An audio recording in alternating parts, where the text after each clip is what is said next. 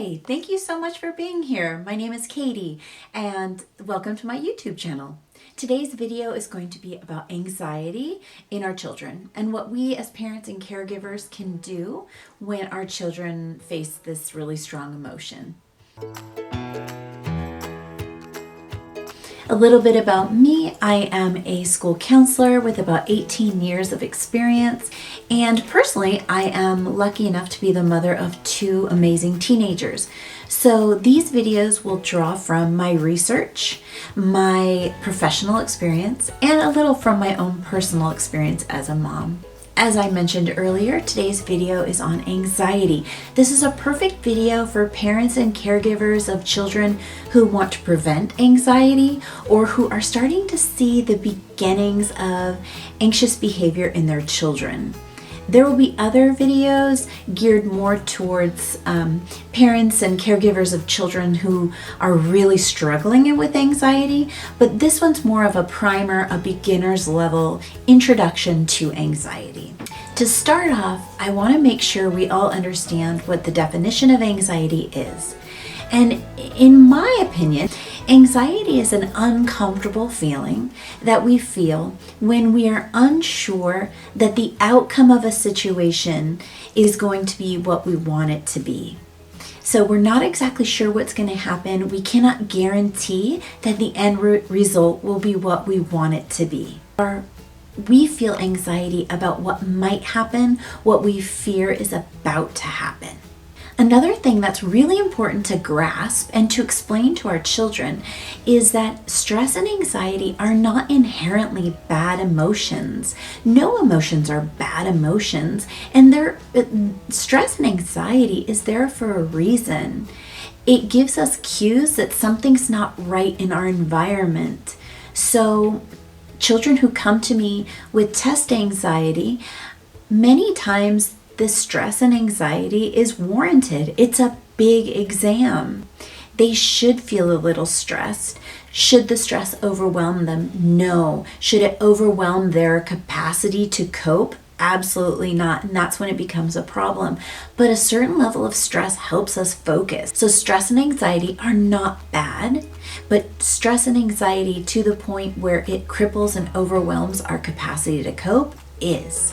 Before I get to my 5 tips that I think are so critical, I do want to reiterate one point that I think is so important, and that is that our job as parents and caregivers is not to remove stress and anxiety. It is not to prevent stress and anxiety.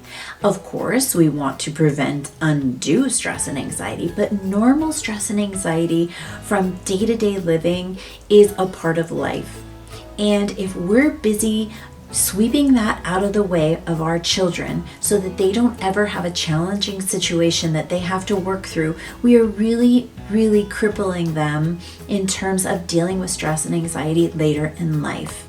So instead of preventing negative feelings and negative situations, what you want to do is partner with your child and walk through those situations with your child hand in hand, coaching them, guiding them, giving them tools for their toolbox, so when they're 13, 14, 15, 18, 20 and dealing with a really stressful situation, it's not the first time they've dealt with stress or anxiety.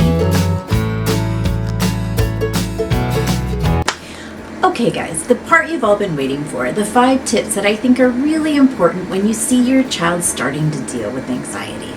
Tip number 1, make sure you're hitting all the basics. Trust me guys, I know this one's super boring. Everybody wants something bigger and more exciting than this, but really this is the first step to handling any parenting challenge that you face. You gotta make sure your kid's getting enough sleep. If you're having to yank them out of bed in the morning, if the alarm is going off and they're sleeping through it, they are not getting enough sleep. Also, our kids need really high quality nutrition. They need whole foods. So much of what they get at school and at home is super processed, very void of many nutrients.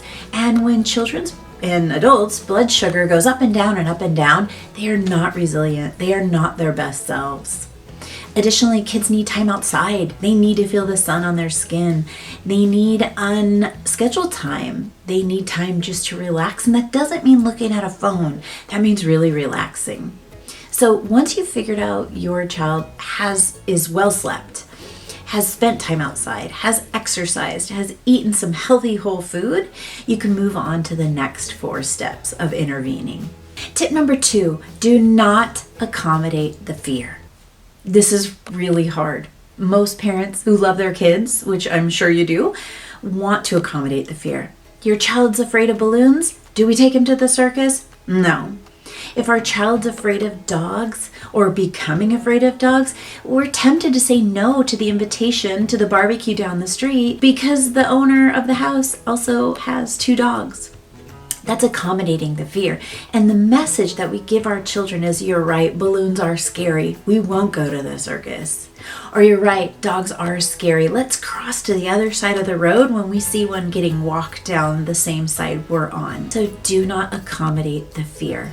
It's a natural instinct, but it's wrong. Okay, step number 3. Let your child see you react calmly to their feelings of anxiety. Again, this is really hard. When you see your child overreacting to something that's not scary to most of the population, it is anxiety provoking. You think, what's wrong with my child?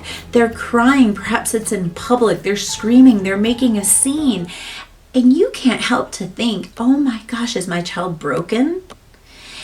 They are going to look at the stress on your face and read it inappropriately. They are going to interpret that, see, the situation is so bad, it is so scary that even my mom is getting upset.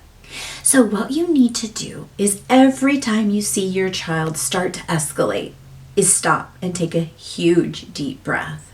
And then remind yourself that you have got to at least act calm, and that things are okay and they're under control. Step number 4 is empathize gently and carefully and very kindly with your child. So many times we want to tell them that their fear is unwarranted. There's nothing wrong with dogs. You've played with dogs your whole life. Or balloons, they're plastic. If they pop, it'll make a noise. You'll be okay. Now, what happens when you try to convince your child that their fear is unwarranted is they go searching for evidence that you're wrong and they're right.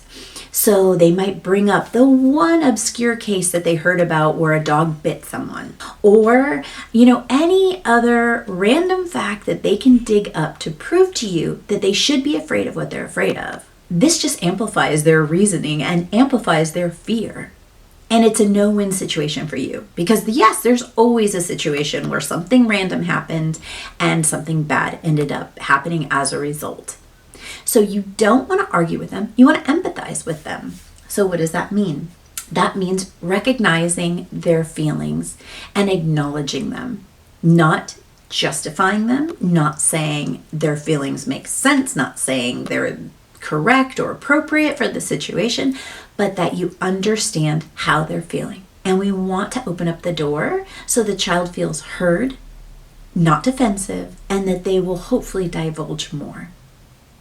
Okay, step number 5, the last step that I think you need to take in the initial reaction to anxiety, and that is to reassure your child that you have the utmost faith in their ability to handle the situation. You're going to give them that message subliminally when you don't react strongly, when you don't get as upset as your child, when you don't avoid or accommodate the fear.